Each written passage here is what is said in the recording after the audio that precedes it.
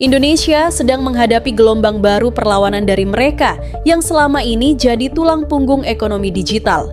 Pengemudi ojek online, taksi online, dan para kurir logistik. Satu suara, satu langkah. Aksi offbeat massal akan digelar serentak di seluruh Indonesia. Bukan sekadar mematikan aplikasi, tapi sebagai bentuk perlawanan atas ketidakadilan yang terus dipelihara oleh sistem yang tak pernah berpihak pada mereka. Jumat, 16 Mei 2025, Ketua Serikat Pekerja Angkutan Indonesia, SPAI, Lili Pujiati mengeluarkan seruan tegas. Matikan aplikasi, lakukan offbeat massal satu Indonesia. Begitu bunyinya.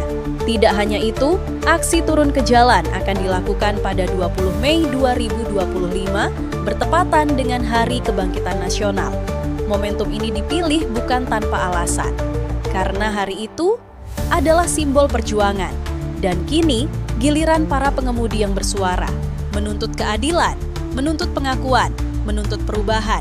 Bayangkan, seorang pengemudi ojol mengantar makanan, menembus kemacetan, panas, dan hujan.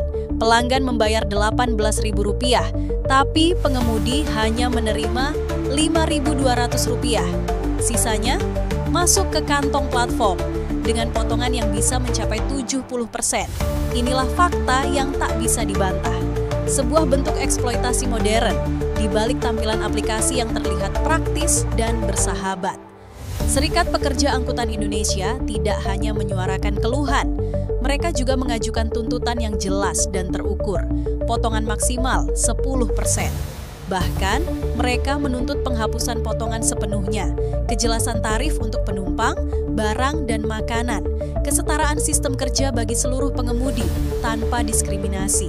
Karena sejatinya, setiap pengemudi berhak atas perlakuan yang adil, berhak atas kesempatan yang sama untuk mendapatkan penghasilan. Satu lagi bentuk ketidakadilan yang kini jadi sorotan, skema prioritas. Mulai dari Grab Bike Hemat, skema slot, Aceng alias Argo Goceng di Gojek, hingga Hub Shopee Food. Platform mengatur pengemudi mana yang boleh dapat orderan lebih banyak dan mana yang harus menunggu berjam-jam. Pengemudi yang menolak ikut skema dihukum diam-diam. Order sepi, pendapatan anjlok. Sementara mereka yang rela tunduk pada sistem kadang harus menerima tarif murah tanpa bisa menawar. Ini bukan persaingan sehat, ini diskriminasi. Dan kini pengemudi melawan.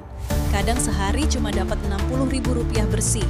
Itu kalau beruntung, tapi kerja dari pagi sampai malam. Pengemudi B, Medan. Kami bukan robot, tapi diperlakukan seperti angka. Gagal satu order, langsung ditekan performa. Pengemudi C, Makassar. Sudah lelah, bensin mahal, order makin sedikit, potongan makin gede. Sampai kapan? Narator, inilah suara yang selama ini dipinggirkan. Mereka bukan sekadar pengantar makanan atau penjemput penumpang. Mereka adalah bagian dari denyut nadi ekonomi. Dan kini, mereka bersatu. Serikat Pekerja Angkutan Indonesia juga mendesak Kementerian Ketenagakerjaan untuk segera mengambil sikap. Mereka menuntut payung hukum yang jelas. Status kerja pengemudi harus diakui secara formal. Tidak lagi mitra semu. Tidak lagi kerja fleksibel yang menipu.